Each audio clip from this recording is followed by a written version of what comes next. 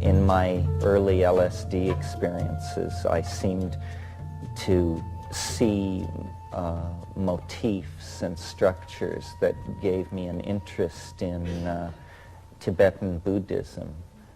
And I went to India with the intent of studying the Tibetan language, and quickly found that the whole thing was just overwhelming, and that I was just, a human atom in the sea of India, and that the notion of encompassing or understanding what this was clearly the task of a lifetime. And several times in my life I have acted out this sort of ricocheting relationship between the humanities and the sciences, at times losing myself in the study of certain schools of poetry or literature or painting, and then at other times spending years reading philosophy of science and epistemic basis of physics and this sort of thing, always trying to get a resolution on the content of my experience, my lived experience, which included the psychedelic experience, which for me from very early on was this kind of tremendous mystery or conundrum which was set down in the middle of my being. And it still continues like that. I keep returning to that, testing all the ideas against the fullness of experience.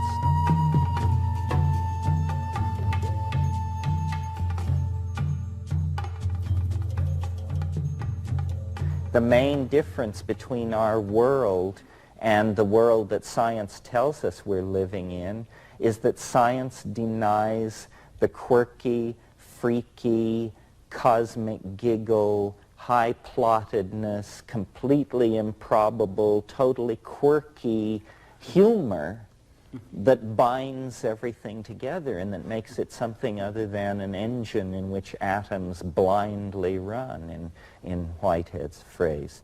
Schrödinger brilliantly anticipated the discovery of DNA, and then Joseph Needham and L.L. White, and, Eric Jantsch should be mentioned, actually, as a precursor of us all, I think. I mean, Eric Jantsch was a great pioneer, a great soul, and he saw very deeply into whole systems, as did Ilya Prigozhin, the Belgian thermodynamicist. And I think a lot of all of what we're doing comes out of that. What Prigozhin showed that just brought down the house was that there could be perturbations of physical systems that were unpredictable and that would cause the whole system to actually move to a more ordered state than the initial state. And this perturbation to higher states of order looks suspiciously like a violation of the supposedly inviolate second law of thermodynamics. So that looks, like a doorway into an energetic hyperspace.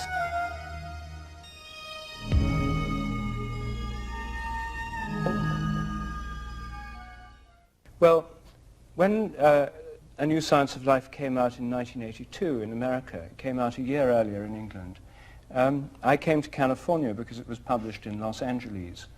I found myself here at Esalen. I found an extraordinary new range of things going on I hadn't known about. And when I was in San Francisco, a friend who I knew from Europe said to me just the day before I left, there's somebody you must meet. He's called Terence McKenna. I didn't know much about Terence, so I went up there, and in this large 1956 Buick, we headed off into the woods in Sonoma County, where Terence lives. And there I met both Terence and Ralph, who was there for the day.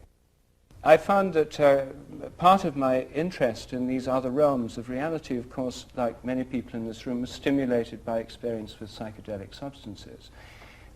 This was before I went to India, when I arrived in India, I found that India is a kind of psychedelic realm anyway. You know, it's just an amazing place. So in Terence, I found somebody who knew about that whole realm, who shared with me an interest in India, since it played an important part in his development, and who had views about the nature of reality which complemented my own in an extraordinary way. My own theory is about memory and habit in nature. Terence, I found, had developed a theory about novelty and creativity in nature, a theory about the quality of time and the creative process as it is related to the ongoing flux of events. And Ralph had a kind of mathematical theory which was just the kind of thing that the view of nature I was trying to develop needed, the idea of nature being drawn by goals or attractors. In the mathematical science of dynamics, there's this model of of reality being pulled from ahead by things called attractors. It's a teleological, animistic view of nature, which dressed up in the guise of mathematical models, which I found most fascinating. And so for me, the meeting with Ralph and Terence was a step further towards seeing how one could begin to dream of a world in which nature was seen as alive, in which the imagination permeated all reality, in which animals and plants are seen as part of the living texture, the living components, the cells in the life of Gaia, and Gaia in the life of the cosmos as a whole. In fact, a view of the world as alive, which recalls in some respects the old cosmologies of the ancient world, where the cosmos was seen as a living organism, where they thought of the whole cosmos as having a soul, the soul of the world, the anima mundi. So I was brought up in a field of music, but I was attracted to mathematics early. And when I was 14, I played in the State Symphony. After that, I started in mathematics, and I became a professor at Berkeley when I was 23. I had an easy way in mathematics, and the way the system works, the carpet is unrolled in front of you. You know, you have a few choices, but basically before you even know what's happening, the carpet is unrolled, and you're down the runnel into whatever you can do that's useful to the system. In this process, I lost nature. But there was a great gain because I love it out there. I love to be off the planet. I always did. And to this day, I spend very little time on planet Earth. So it went on in this way. And by 1967, I was a professor at Princeton. I had written 3 books on mathematics that you need a microscope to read. And I had been studying for a long while chaos, but we didn't call it chaos then, and we didn't see in it any role in the natural world or in social transformation or in the evolution of consciousness, because we didn't think about anything out there. So one day after my 3rd book was done and I was exhausted, and I looked up and all the students were out in the courtyard demonstrating about the Vietnam War and to open the university to women students and so on. I said, what exactly is going on? Here, they said, take this.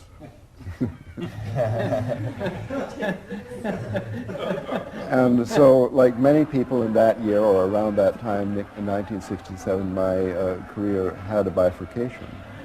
So I went off the track with psychedelics, with meditation, but especially with searching, with trying everything, and eventually I was living in a cave in the Himalayas. And when I returned to California, I was standing on a street corner in Santa Cruz in white pajamas, and a car stopped. An old friend from a previous lifetime said, "There's somebody you have to meet. Get in the car." I had nothing to do. It sounded okay, and in that time, I believed that everything goes perfectly. You just go along with the flow, as they said. I didn't know it would be a 2-hour drive, so I got in the car. There was the 2-hour drive to Berkeley, and I was literally dumped out of the car on Terence's front step. I never heard of Terence at that time, 1972. And I went in, and what happened then, I would still say, although we've had many wonderful talks and exciting, thrilling, and nutritious times in the meanwhile, that was quite a miraculous chat. Many subjects came up. How to grow mushrooms, outer space, I don't know, anything you could think of, all passed by in the course of an hour or two. In this way, we became friends, and this habit we had, this activity that we do, I mean, we never go for a hike or something like that. We sit in the evening and talk, and what happens is synergistic, miraculous growth, evolutionary. And in this revitalization of my work, and eventually the whole field of mathematics, my conversations with Terence, whereas I think we thought of them as just good fun, that they did have a really fundamental influence on everything I've done since. So fun, or I would say fun is insulting. I mean, thrilling because of going to the edge, going beyond the edge, having company there, finding things which you can bring back and they work, and become part of everything you're doing. So it's opened up these complex phenomenon characterized by chaotic, irregular, that is to say, not well ordered in the previous paradigm space-time structure. For example, relationships among people, the states and change of states of society, the whole process. The intimations of mysticism, the intimation of a possibility of transcendence is all firmly grounded. We just have to now, it's almost as though mathematics is the extreme cutting edge of human understanding.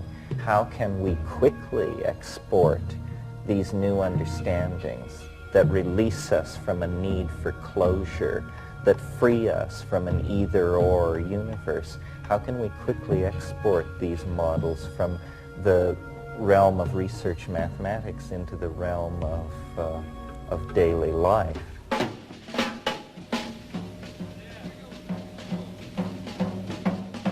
I really see it as politics, almost at the viral level, that we are trying to create new languages and new concepts, and not only create them, but teach them to you, and we ourselves repeat them over and over again, and you feed back into this, and then we refine the meme, and then a meme is like a gene.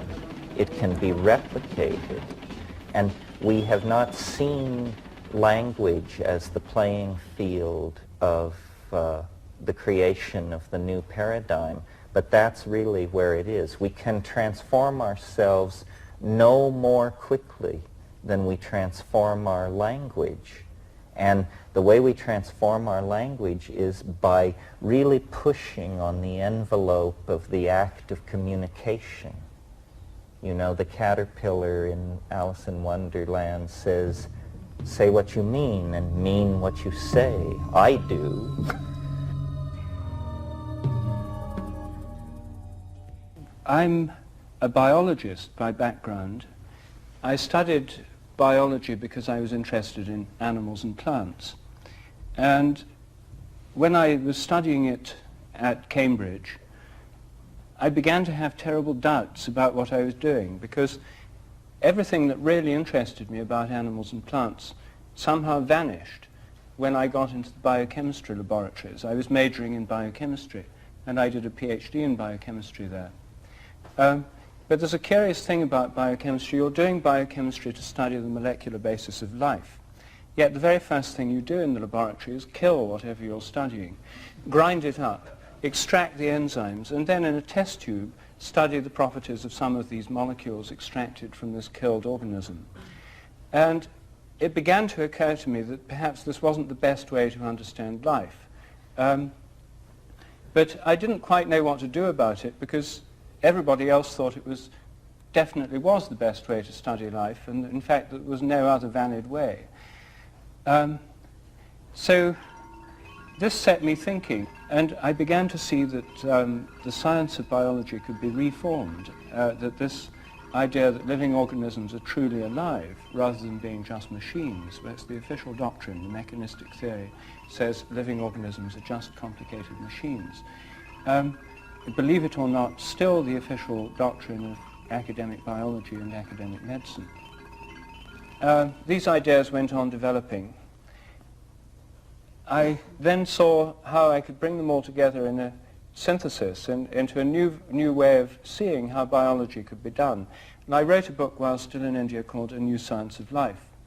In it, the basic idea I'm suggesting is that there's a kind of inherent memory in all kinds of animals and plants. Each species has its own collective memory. So each member of the species draws on this collective memory and in turn contributes to it. The instincts of animals, for example, the behavior of cuckoos, the spinning of webs by spiders, are like a memory, a habit of the species. This inheritance takes place by the process I call morphic resonance, by a kind of invisible, intangible memory, a kind of resonance between present and past organisms of the same kind. The same theory helps explain how our own memory works by a resonance between our own past and our present states. It leads to the idea that our memories aren't stored in our brains, but that we're tuning into them by this process of morphic resonance. Rupert's notions revision causality. That means induct you into an entirely new way in which things happen. And this is, after all, where we're all spending a lot of our time. The models that Ralph is working with show that the world is not an engine running down toward a heat death, but a tremendous kaleidoscope of unpredictable, creative, open-ended activity on every level. I mean, it's really a dazzlingly kaleidoscopic vision. It's like a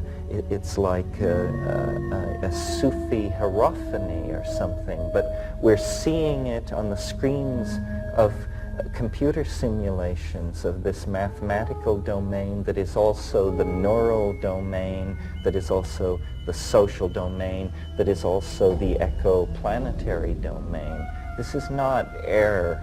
This is not mysticism. This is the real facts of how it is, how the world fits together. It fits together through the infusion of its invisible soul.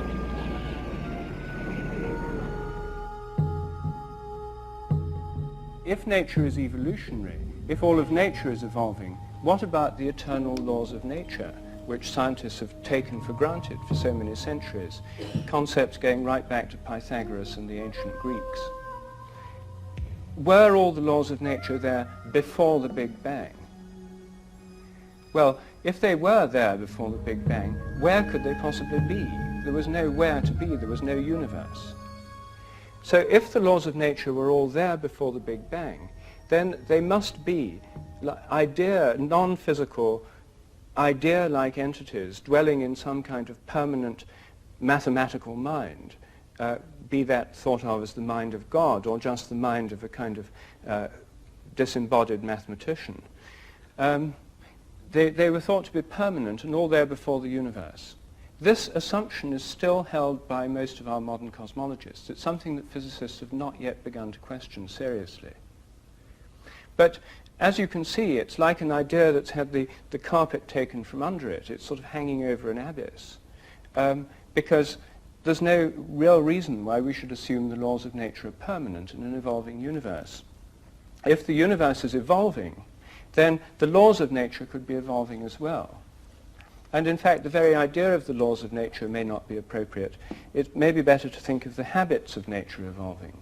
The Big Bang is like the cracking of the cosmic egg. That's its mythological correlate, the notion of the ancient mythological idea of the cosmos beginning through the hatching or the cracking of an egg, followed by the growth of the organism that comes out. It's an embryological metaphor. And we now have a kind of developmental model of the whole universe. It's like a developing organism. It's not like a machine at all anymore. The universe is a growing, developing organism, which is differentiating within itself, forming new forms and patterns, an evolutionary process that on Earth has given rise to all the forms of animal and plant life, all the different kinds of microbes, to ourselves, and to the many and varied forms of human culture. A theory of evolutionary habits demands a theory of evolutionary creativity. how can we understand the creativity that's given rise to new ideas, to Beethoven's symphonies, to theories in science, to new works of art, to new forms of culture, to instincts in birds and animals, to the forms of flowers and plants and leaves, to the many kinds of rocks and crystals, and to all the forms of galactic and stellar and planetary organization? What kind of creativity could underlie all those processes? One is the materialist view that says the whole thing is entirely due to blind chance, that there's nothing but a kind of darkness of blind material processes going on, and then by blind chance new things happen. The other model for understanding creativity, I think, is provided by our own imaginations. Our imaginations are not full of fixed Platonic ideas, which are always the same, like Platonic minds. They're ongoing, changing, dynamical processes with a kind of creative richness that always surprises us.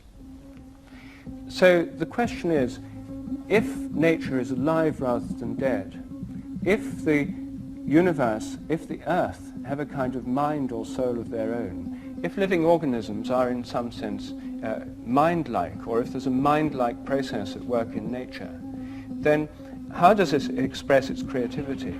And so then the question is, could this creativity in nature be a product of the imagination of Gaia, of the Gaian mind?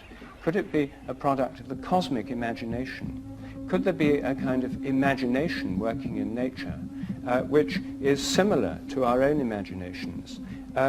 Could our own imaginations be just one conscious aspect of an imagination working through the whole natural world, perhaps unconsciously as it works underneath the surface of our dreams, perhaps sometimes consciously?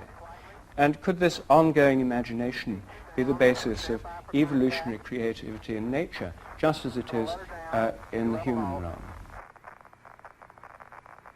Put her on down. Oh, Houston, Suite 16 has arrived.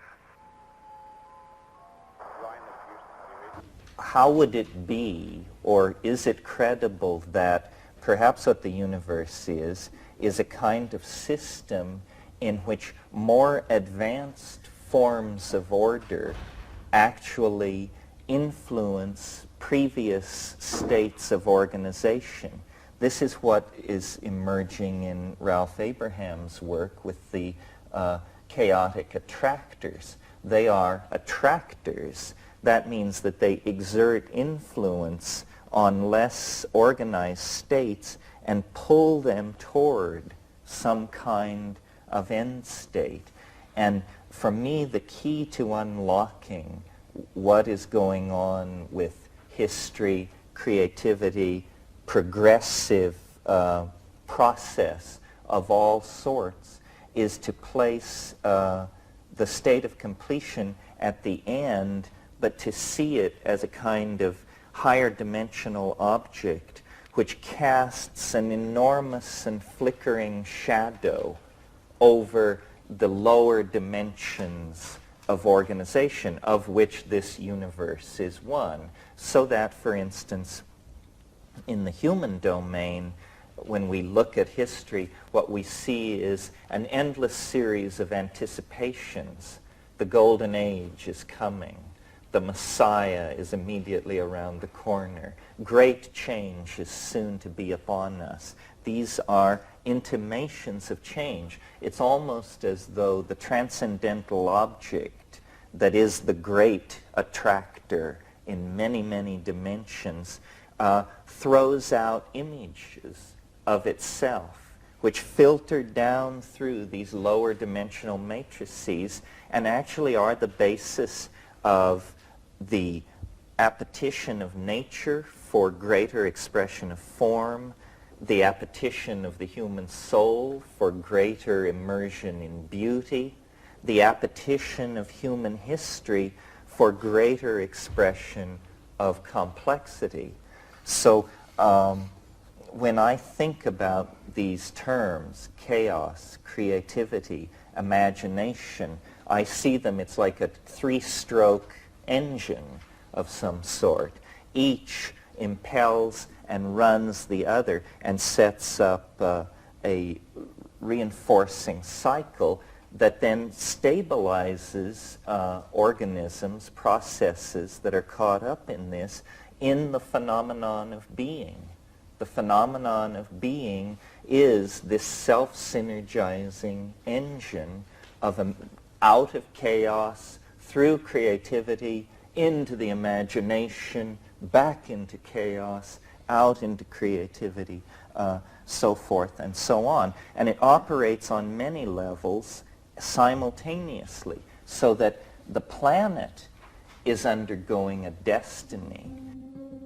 Deep time, the time of geology, was only really discovered around the turn of this century, and it is cosmically ennobling to think of the universe as a thing of great age. But I think that it's time to put in place, next to the notion of deep cosmic time, the notion of chaotic, sudden change, cusp flux, and sudden perturbation. Because what deep time has revealed, as we've pushed our understanding of the career of organic life back 65 million years, 270 million years, what we see is tremendous punctuation built into the universe, in the case of the Earth, in the form of asteroidal impacts.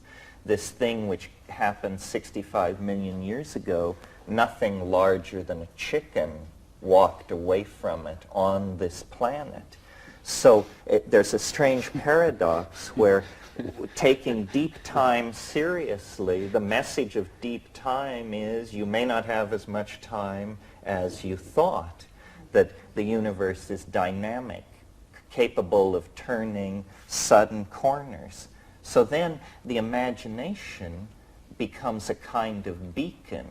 The imagination is, as it were, a scout sent ahead, or something which has preceded us into history, and in fact is a kind of eschatological object. It is shedding influence, the morphogenetic field, if you wish. If the morphogenetic field is not subject to the inverse square law of decreased influence over distance, then I, as a layman, don't see why, Rupert, we couldn't locate it at the conclusion of process. Because, you know, one of the things that's always puzzled me about the Big Bang is it's a singularity. This is the term physicists use for it. This means theory cannot predict it, and yet it is necessary to make everything which follows from it happen. So you just say, you know, there's no reason for this, we have no argument for this, but the rest of the theory needs it. So it's a singularity, and the immense improbability which modern science rests on but cares not to discuss is this: the belief that the universe sprang from nothing in a single moment. Well, if you can make that leap to believe that, it's very hard to see what you couldn't believe. That is almost the limiting case of credulity, I would think, you know? So,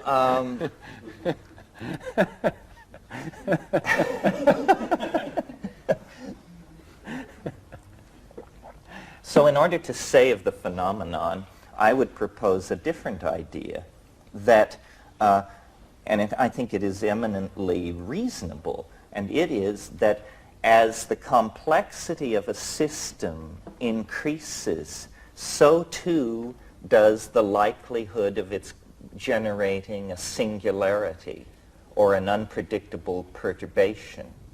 So the pre-existent state of the universe I imagine to be extremely simple, an unflawed nothingness. In other words, the least likely situation in which you would expect a singularity to emerge. But now let's look at the other end of the historical continuum of the history of the universe. Let's look at the world we are living in, which is full of 106 elements, tremendous gradients of energy ranging from what's going on inside pulsars and quasars to what is going on inside viruses and cells, tremendous organizational capacity at the atomic level, at the molecular level, at the level of molecular polymerization, at the level of membranes and gels, at the level of cells and organelles, organisms, societies, so forth and so on. In other words, the universe at this moment is a tremendously complicated, integrated, multi-leveled, dynamic thing, and every passing moment it becomes more so. This is what evolution, history, compression of time, what all these things are attempting to indicate, is the increasing complexity of reality. If a singularity is necessary to explain this universe, that singularity must emerge rather near the end of the complexification process rather than its beginning. You see, we simply have to reverse our preconceptions about the flow of cause and effect, and then we get a great attractor that pulls all organization and structure toward itself over several billion years. And as the objects of its attraction grow closer to its proximity, they somehow interpenetrate.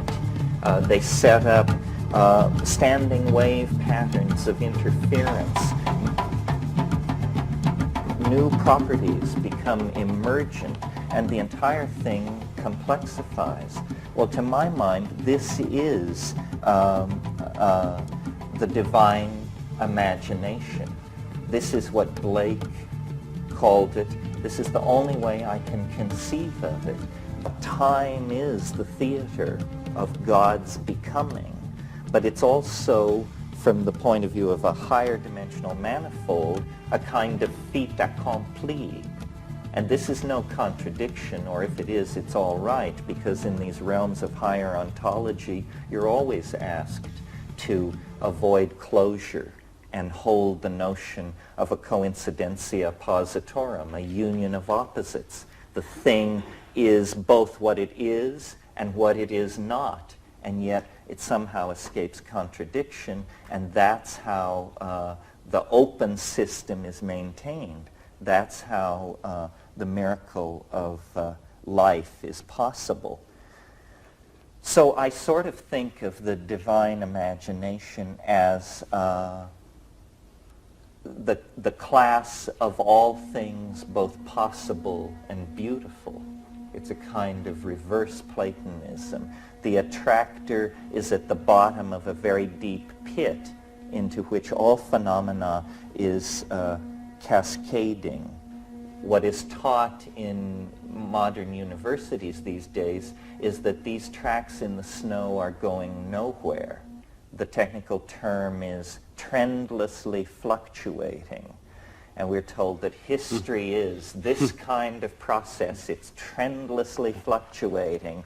It goes here, it goes there.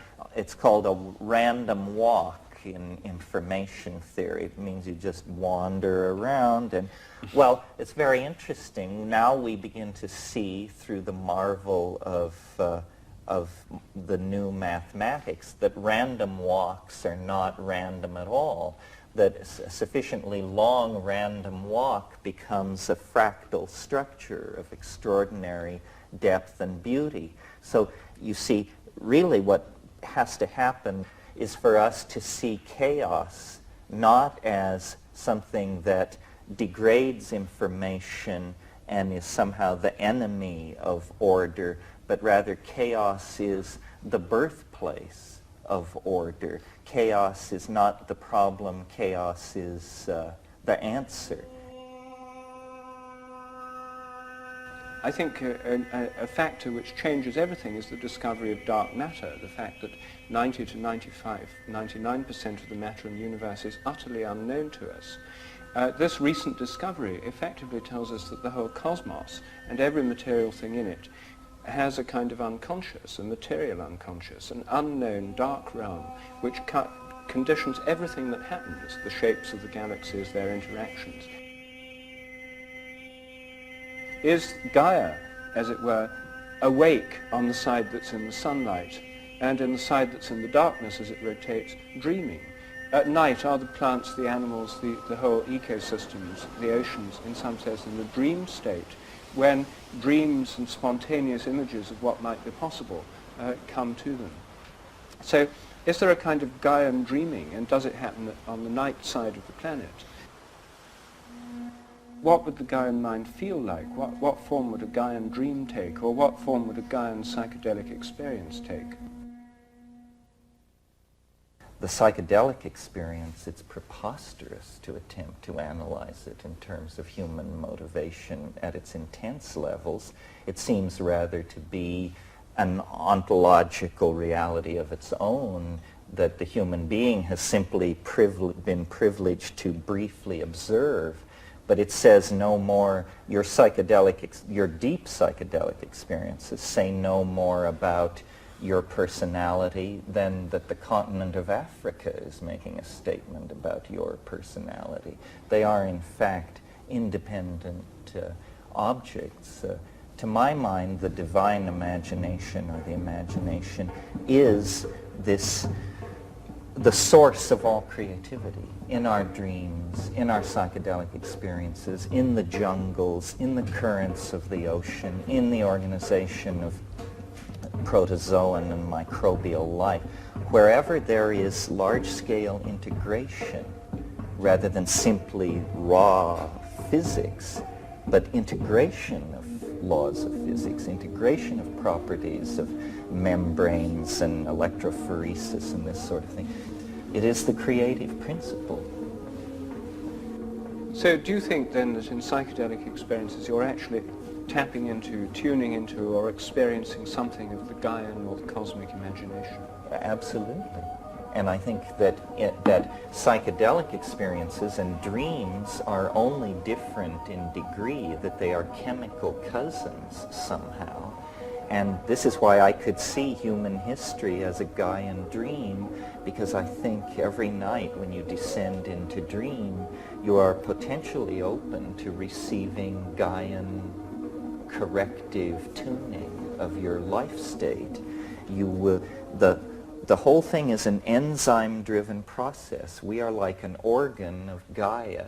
We are the organ which binds and releases energy. A liver cell doesn't need to understand why it binds and releases enzymes of the liver. We bind and release energy for reasons perhaps never to be clear to us, but which place us firmly within the context of the Gaian mind. We have been chosen out, and this is not something to have great hubris about. I mean, indole acetic acid has been chosen out in plant metabolism to play certain roles. We have a role, but our role seems to be a major one. We are like a triggering system out of the general background of evolutionary processes mediated by incoming radiation to the surface of the earth and then natural selection. Suddenly we come with an epigenetic capability. We write books, tell stories, dance, sing, carve, paint. These are not genetic processes. These are epigenetic processes. And they bind information and express the Gaian mind very well. As an example of how willing I am to introduce or to entertain this idea concretely, I've been talking to a lot of people about ecological crisis and the fate of the world and this sort of thing. Well, imagine in hindsight the wisdom that we would impute to Gaia if we were to suddenly realize that what is happening on this planet is that nature knows that the sun is going to explode. And what we are is a kind of response to the anticipation of a wounding. That 50,000, 5 million years ago, the geoheliocentric relationships began to vibrate out of tune. And as a consequence of this, a species was called forth that could organize an escape. And we are it. In other words, we are in a divine play. In line with this, and what made me even entertain these ideas, is I had a very bizarre experience recently. I was in Hawaii, and in our botanical garden there is a very large dead tree, and one limb of this tree sticks far out over the land. And Banisteriopsis capi, a large hallucinogenic South American vine, is planted at the bottom of this tree, and it just has swarmed up this tree and covered it with greenery, but it wouldn't go out onto this one limb that stuck out. And it bothered my sense of symmetry that this vine would not completely cover this tree. And I even thought about trying to climb up into the tree and thread it out onto this limb to get it to do what I wanted. So I was sitting looking at this tree and this situation and actually thinking about it. And suddenly the limb fell. It broke off. And then I thought, the vine sensed that it was unstable. It would not invade this domain that it sensed was structurally unstable. Well, then I said to myself, but how could it? What is the mechanism of this sensing of instability? And a friend of mine said, well, perhaps the wind impacts on weakened wood differently than on unrotted wood, and perhaps rhythms in the tree tell it to stay away from him. And then I realized, if one plant has that kind of sensitivity to the entering into a domain of danger, what must the ecosystem of this planet be doing in reaction to what we are doing to the planet? So I see, the reason this relates to the imagination is because I see ourselves in communication with the imagination. It is sending images back into the past to try and direct us away from areas of instability. It really is, the Gaian mind is a real mind. Its messages are real messages, and our task through discipline, psychedelics, attention to detail, whatever we have going, is to try and extract this message and eliminate ourselves from the message so that we then can see the face of the other. And this is the field of chaos. For a certain setting of the parameter, form will emerge out of the field of chaos. And where this happens reliably, we've explored the ocean all over, and we found a few favorite regions. And they're called the Apache Rift, the Calico Mountain, and the Scroll Reef. So the submarine is dragging along at 1,000 iterations depth in the ocean of chaos. Comes across these regular patterns. This is the first wing of the Apache Valley. This is Apache Valley. I think so. Then we get another field of chaos.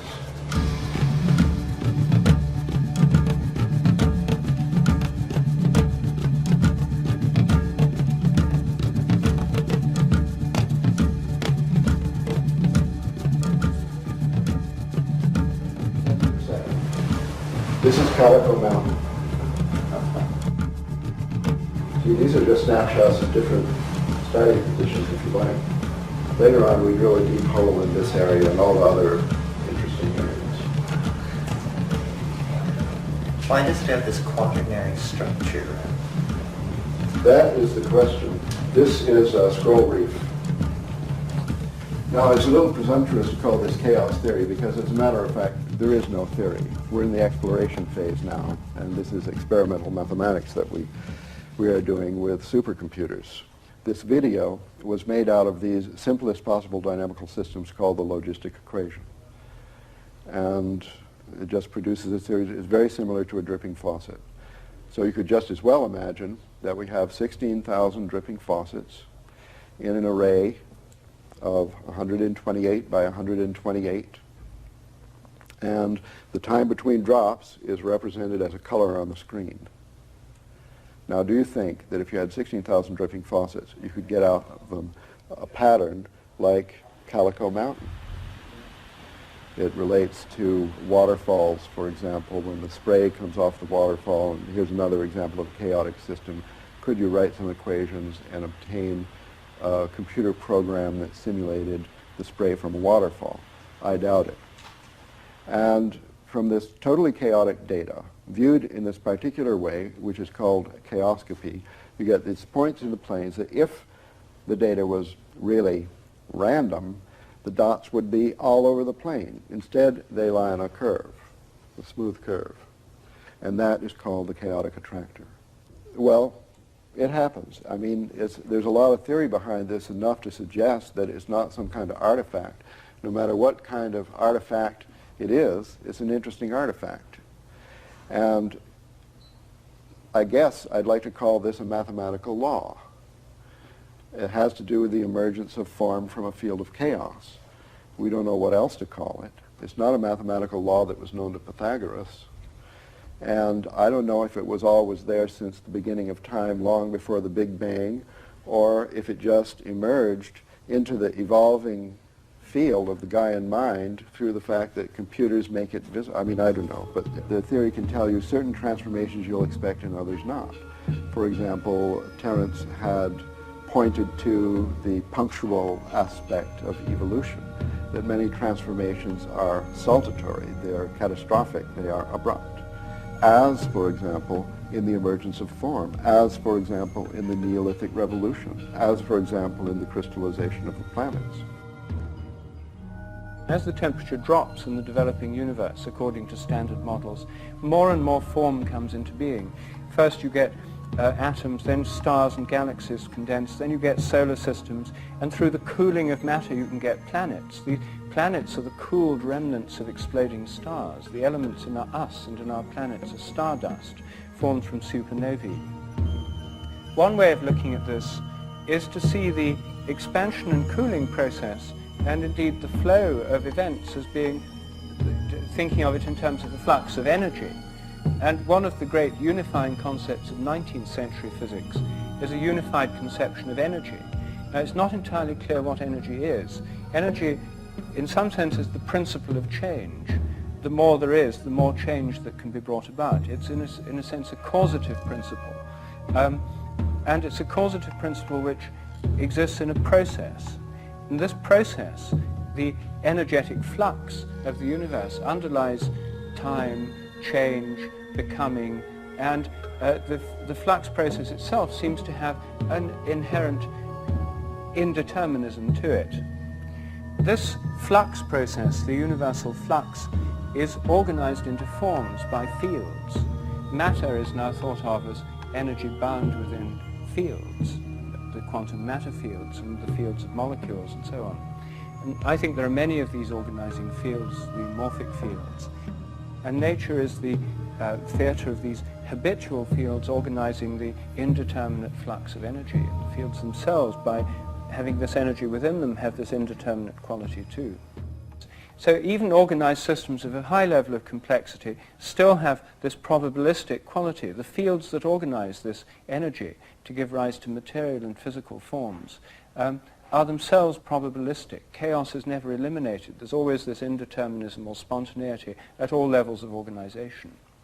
So there's a formative principle, which is the fields, and there's an energetic principle, which I think has the chaos inherent in it. It's a kind of change, which left as pure change would be chaos. One way of thinking of these is in terms of the Indian notion of Shakti as the energy indeterminate principle and Shiva as the formative principle, working together in a kind of tantric union to give the world that we know. All creation begins in chaos, progresses in chaos, and ends in chaos.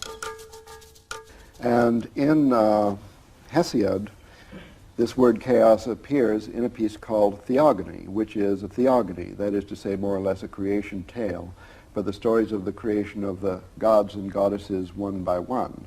Well, they're not gods and goddesses really, they're abstract principles. The three main ones are chaos, Gaia, and Eros. And they're the most abstract, earliest proto-concepts of sky, earth, and the creative tension in between. Now, the meaning of chaos, the first time the word appeared in literature, has got nothing whatsoever, apparently, superficially, to do with what we mean by chaos in the English language and in ordinary life. It meant only, to Hesiod, according to the lexicon, the gaping void left, sort of the gaping void between heaven and earth, out of which the creation came. So creation out of chaos, yes, but the chaos did not mean disorder or anything negative, it only meant this gaping void. Well, after understanding that, you look up, you think of these different interpretations, sky, God concept, the gap in the opening and so on. When you look at the sky, the most obvious chief characteristic feature of the sky is the Milky Way, and it does appear as a kind of a gap between this and that. The royal road of the gods traveling between the underworld and the overworld. Understanding that, you can then connect the word with an earlier word, concept, or god or goddess, meaning the same thing as what you visually see represented in the Milky Way itself, and that is, in one of its most popular representations, Tiamat, the goddess of chaos, from Enuma Elish, the creation poem, the greatest epic poem of Babylonian literature, discovered in the library of Ashurbanipal at Nineveh. Recent discovery. There was this story of the origin of the gods and the creation of the world by Tiamat and Apsu, the god and goddess of chaos, who lived in the water, one more sweet water and the other salt water. And they created then the whole pantheon and the whole world and so on. But eventually along came Marduk. Marduk was a younger generation of gods, in the next generation. And there was a conflict between the older and the younger gods over how the world ought to be run. And apparently this conflict was taking place in the form of a social transformation, a transformation represented in the mythological by the demotion of Apsu and Tiamat from the pantheon of Babylon, the city Babylon, and the replacement by Marduk eventually became the god, Mr. Big of Babylon, around 2000 BC, coinciding with the sweep of patriarchy over that city, propelled on a new type of war chariot with spoked wheels instead of solid wheels. Am I digressing too much? No, you've reached the wheel. Well, I've reached the spoke wheel, and its association with, is this accidental? I don't know, with the patriarchy, and the fact that the wheel itself as a mathematical model is the paradigm of order, a divine mathematical form, according to Plato, as the planets were supposed to move before Kepler, who introduced the ellipse. Fantastic transformation, punctual catastrophe in the history of consciousness. In short, according to this epic, Enuma Elish, Tiamat was killed in the most violent way, ripped to pieces, creating the world, creating a new order by our hero of Babylon, Mr. Marduk, also Bel, Baal, and so on. His New Year's celebration was honored at the New Year time all over old Europe, including at Stonehenge. At the New Year's festival, this epic poem was read. So annually was the reminder that chaos is bad, chaos has been killed, chaos has been replaced by order, an order associated with perfect, periodic, the wheel, the cycle, the perfect roundness, and so on. Whereas in Minoan Crete, you find, according to the evidence of the excavators and all who have examined the artworks that remain, a long-lasting fluorescence of partnership culture with no domination by a male god. It's established that there's the diffusion from Crete to Greece, and the last remainder of Cretan culture, which is a very interesting one, it must have been sort of the last vestige of the Garden of Eden. We're talking about a tremendous happiness and fluorescence of beauty in all aspects of life. The importance of the chaos revolution now is that chaos has recovered from being demoted, from being banished to the unconscious in around 2000 BC or so, from then up to now 4,000 or maybe 5,000 years of the repression of chaos. I mean, chaos is, to this day in our culture, a bad word. We have to watch out for chaos. It ruins your love life. It has to be replaced by order. Scientists most especially hate it, and so on. The fact that scientists, of all people, in the temple of science, that Tiamat has to be accepted as a friend and replaced upon her throne, this is big news.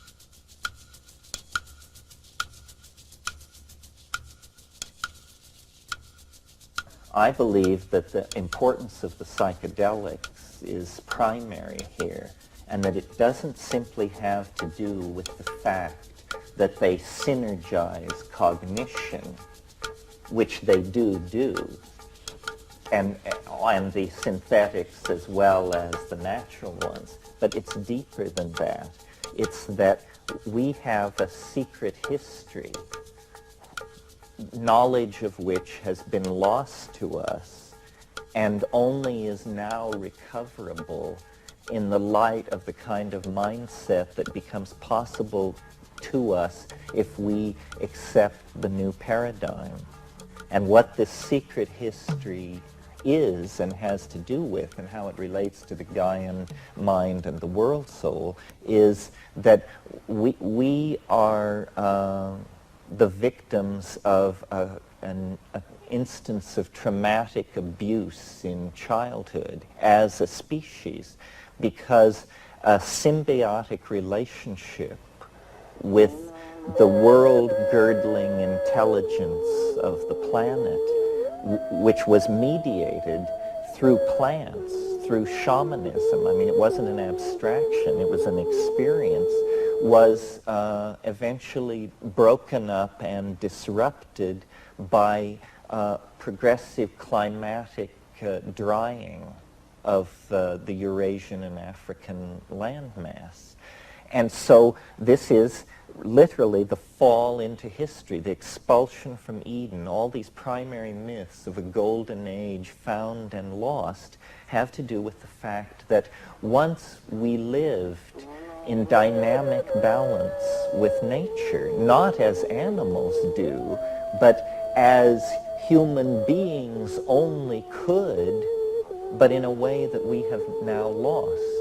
Well, how have we lost it, and what have we lost? How we have lost it is the way in which these psychoactive compounds that were being brought into the diet were acting is they were psycholytic upon the formation of the ego.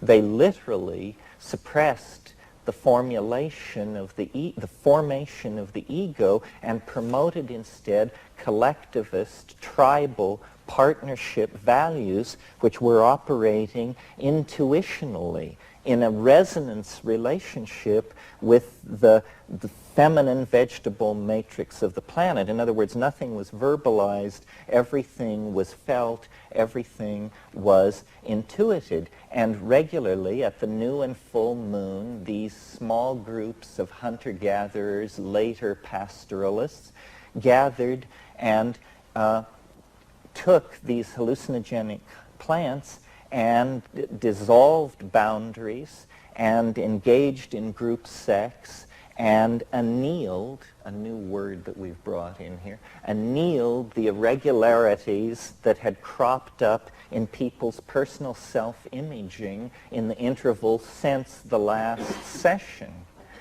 And this kept everything grounded on the plane of that which is important, i.e. the values of the group, of the species, of dynamic balance with the ecosystem, and so forth and so on. Well, when this was disrupted and the supplies of these plants were diminished and new religious forms arose and the time between the great festivals grew longer and longer, the ego begins to take hold, first as a kind of cancerous aberration, but then quickly becoming a new style of behavior, which quickly then eliminates all other styles of behavior by suppressing access to the chaos. And this is the point I want to make, that there is between the ego and full understanding of reality a barrier, a problem, the fear of the ego to surrender to the fact of chaos. Chaos is what we have lost touch with. This is why it has been given a bad name, because it is feared by the dominant archetype of our world, which is the ego, which clenches, because its existence is defined in terms of control.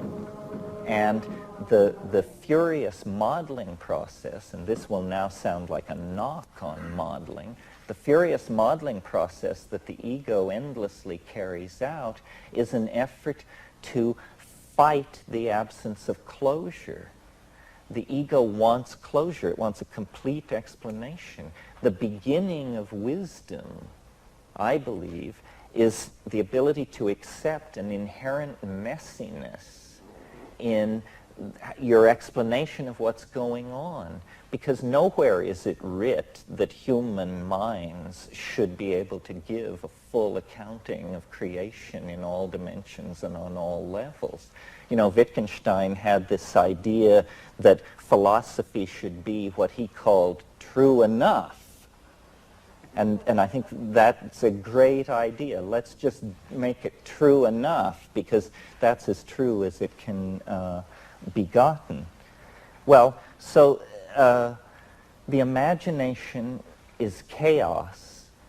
New forms are fetched out of this chaos. For me, the creative act is the letting down of the net of human imagination into the ocean of chaos on which we are suspended, and the attempt to bring out of it ideas, to bring out of it, sometimes, and this is my model for the psychedelic experience, that it is the night sea journey, that it is the lone fisherman on a tropical sea with his nets, and you let these nets down, and sometimes something tears through them that leaves them in shreds, and you just row for shore and put your head under your bed and pray. And at other times, what slips through are the minutiae, the minnows of this ichthyological metaphor of idea chasing. But sometimes, you actually can bring home something that is food for the human community, that we can sustain ourselves on and go forward. So we haven't talked that much about art and aesthetics, but I think in the human world, the appetition is for beauty. to my mind, and this is another place where the Platonism shines radiantly through, you know, because Plato held that the good was the true and that both were the beautiful. And this is a very quaint idea from the point of view of modern philosophy. But I think, you know, it's in the bones when you actually connect yourself up to the planet. That's why chaos is capable of being the tremendous repository of ordered beauty that it is, because there is no chaos in the old definition, that which is to say that which by any definition or any test is found to be disordered. That is just a kind of a hell notion, a kind of hypostatization of an ultimate state of disorder. But nowhere in the world that is deployed through space and time do you encounter that. Instead, what you encounter is embedded order upon embedded order, this fractal thing. And then finally, for me, the imagination is the goal of history. I see culture as an effort to literally realize our collective dreams.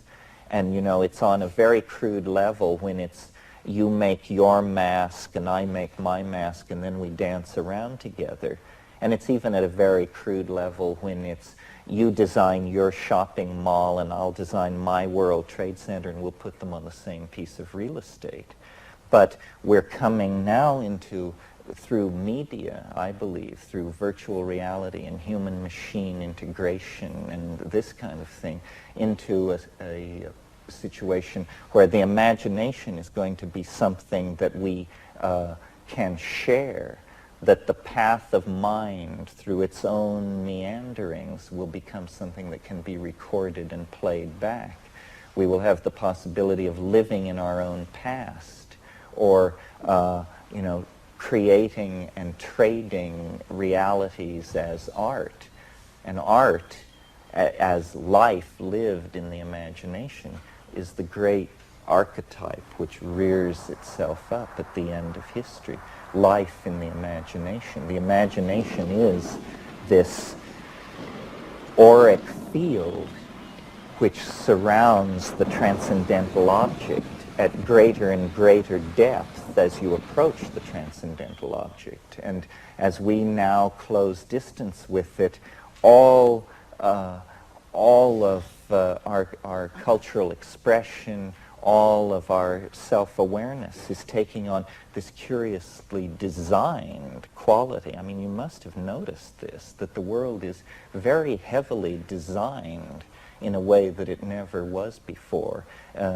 Morphogenetic fields of great size and scope, which our international schools of architecture and design touch whole continents. Entire cities are given certain ambiances. This is the summoning of the imagination into the human scale. It's like a god that we wish to call down and draw to earth. I mean, this is why William Blake called it the divine imagination, because it is the four-gated city.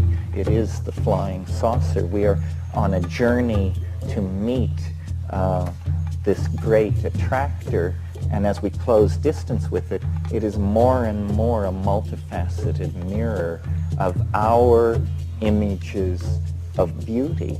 So it's like an ascending learning curve that becomes so asymptotic, and at that point you're face to face with a mystery, a living mystery that is within each and all of us. It's the imagination that argues for the divine spark in human beings. It's absolutely confounding if you try to get biology to produce it for you as a necessary quantity.